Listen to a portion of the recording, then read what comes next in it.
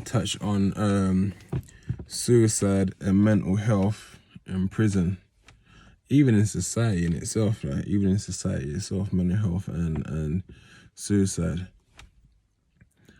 One of the things, yeah, you know when people go to war, yeah, when soldiers go to war, be it Iraq, Afghanistan, wherever they've gone to, yeah, and all the catastrophe and things they see and they witness over there, they come back and they have PTSD because they see dead bodies, they see their friends killed, they see their comrades, legs hanging off and so on.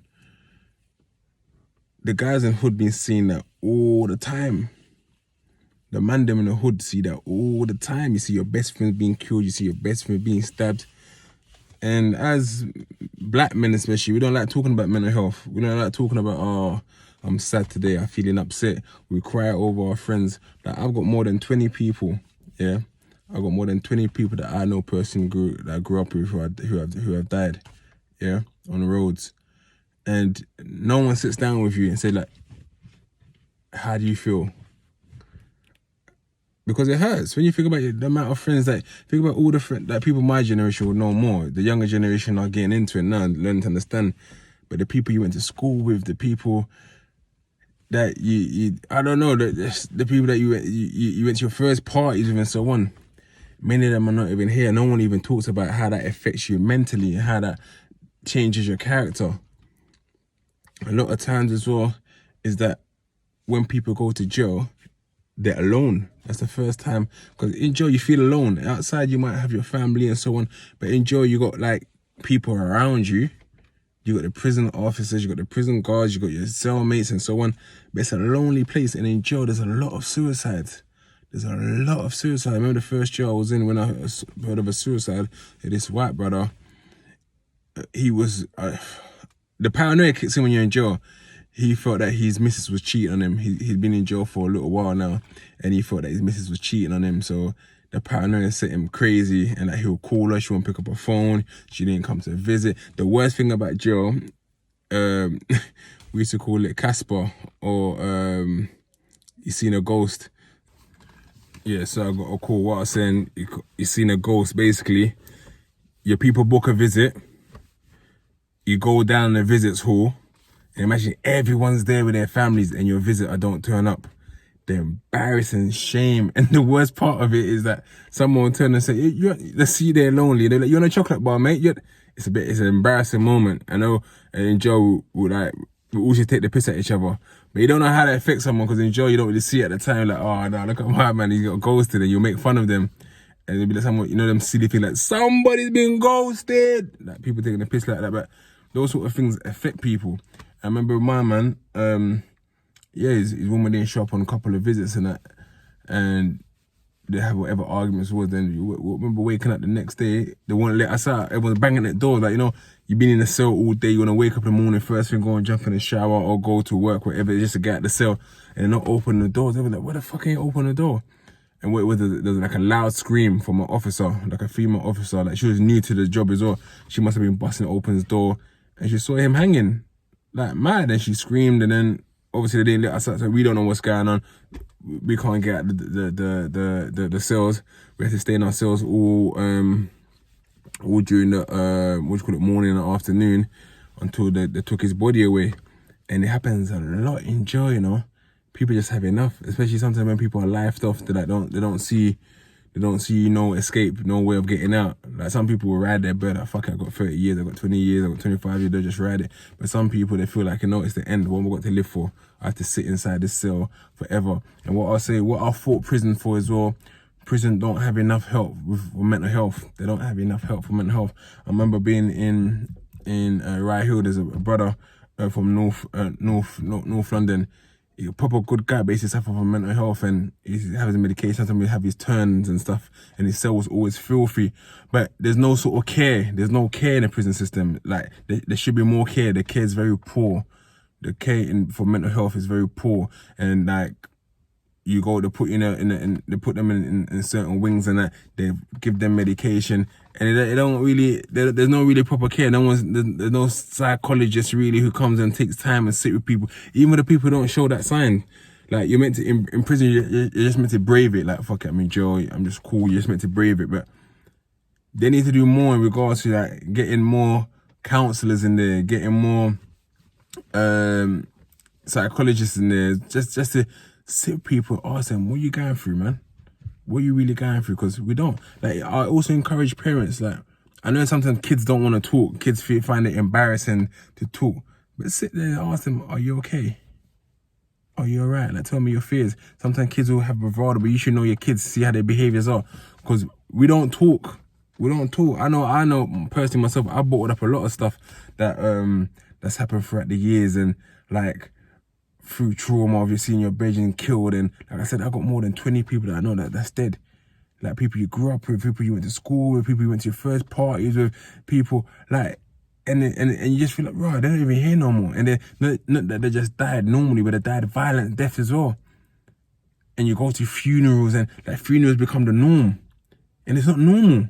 We're not in war. We're not on the streets of we're not in the streets of I guess Iraq, where when the war going on. Hopefully Iraq is a bit more safer now, but we're not there when there's an active war going on. We're in London, and even being in London, like, we're seeing so many casualties of war, so many casualties of these street beefs, and they don't see like what it does. Like, the people that actually do, the perpetrators actually do the stabbing, yeah, and do the killings and that.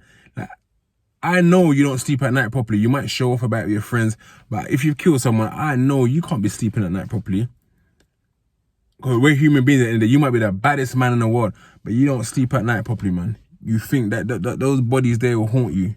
Those things there, those things you've done, like, will come back to you in your dreams and your thoughts, because you've taken a life.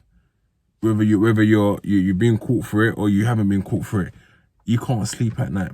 And you're going through a trauma of that experience as well, of seeing it. You know what it takes to take a knife and stab someone and like twist it, and then, yeah, mate, that takes a lot, yeah. And suicide, and they say male suicide is the highest. I think there was one recently as well that I was recently told about, one in East London, where someone has killed himself, like, manned them from the roads, and no one actually knows what's going on with everyone. No one knows how bad someone's situation is. Everyone puts on this fake facade. Cause, like, I'll tell people, sometimes I'm stressed. I might be happy-go-lucky and lively and like full of banter, but sometimes I'm so stressed and I have anxiety. I suffer from anxiety.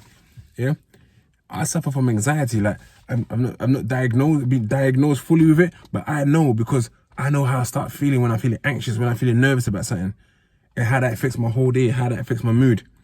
And we don't talk about this. We don't talk about the times where we're depressed, where we're sad, and we're still expected to pop this sort of facade, this sort of jovial demeanor. And you can't do that 24 hours. You can't do it 24 hours. And in jail, you find a lot of depressed men and women.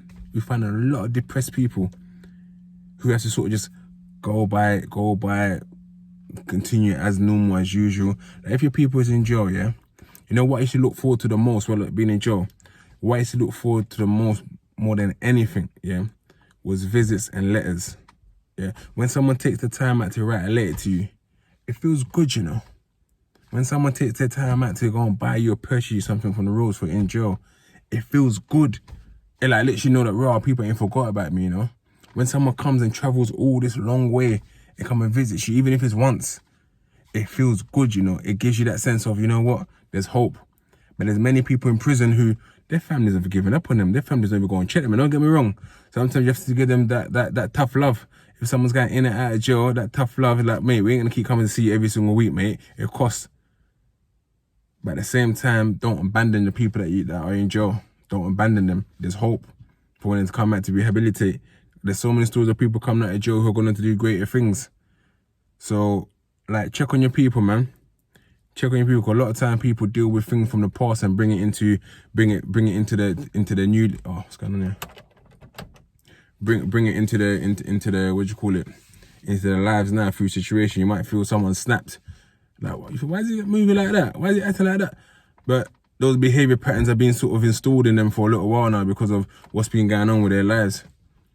So talk to them, man. Talk to your kids, man. Try and see what's going on today, Eric. I don't know. I got Eric. What's going on, James? What's going on, Selena? Whatever it is, whatever name it is, that chat to them. Don't feel embarrassed. Like, say, you know what? Make it a regular thing. Like, you know, Sunday morning, everyone's at home, right? Unless you're going to church. But Sunday morning, at 11 o'clock, get them out, come, let's have a 20-minute talk.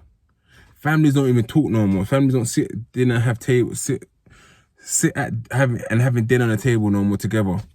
And that's the moment where you can catch up and find out what's going on with everyone's lives. Oh, what's going on with you then? Oh, what did you do? What have you done? No one does that. Everyone's just on their phone, in their rooms, and you don't know what's going on, what stresses they're going through. And before you know it, you hear, oh, your son's been arrested. You think, arrested for what? These times, he comes to you, oh, dad, you need help with it. What do you call it, mom? Do you need help at home? But this time, he's the biggest gangbang. He's the most feared person on road. He's the most feared person on road, but you don't even know about your child. He comes back home and shows you a different way, shows you a different light. Find out more about what's going on with him, man. Anyway, peace.